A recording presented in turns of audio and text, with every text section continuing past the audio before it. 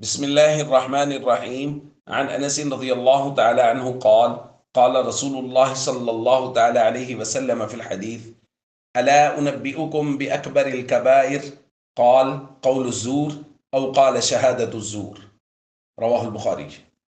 نبی کریم صلی اللہ علیہ وسلم نے ایک روایت میں فرمایا: کیا میں تمہیں سب سے بڑا گناہ نہ بتا دوں؟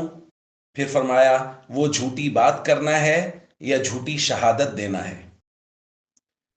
دوستو، قضاء و فیصلوں کے معاملات میں شہادت بہت ہی اہم حصہ ہے، کیونکہ شہادت ہی کی بنیاد پر فیصلہ کیا جائے گا کہ مدعی گواہ قائم کرے گا اور ان گواہوں کی گواہی کی روشنی میں قاضی فیصلہ لکھے گا۔ اگر مدعی گواہ قائم نہ کر سکا تو پھر مدعا علیہ سے قسم لی جائے گی اور اس کی روشنی میں فیصلہ کیا جائے گا، لیکن بنیادی طور پہ گواہوں کی گواہی کی بنیاد پہ فیصلہ کیا جائے گا۔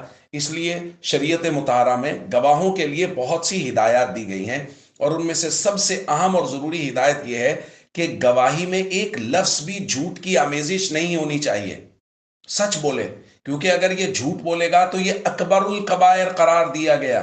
اکبر الکبائر، حضور علیہ الصلوۃ والسلام نے فرمایا کہ جھوٹی گواہی دینا سب سے بڑا گناہ ہے۔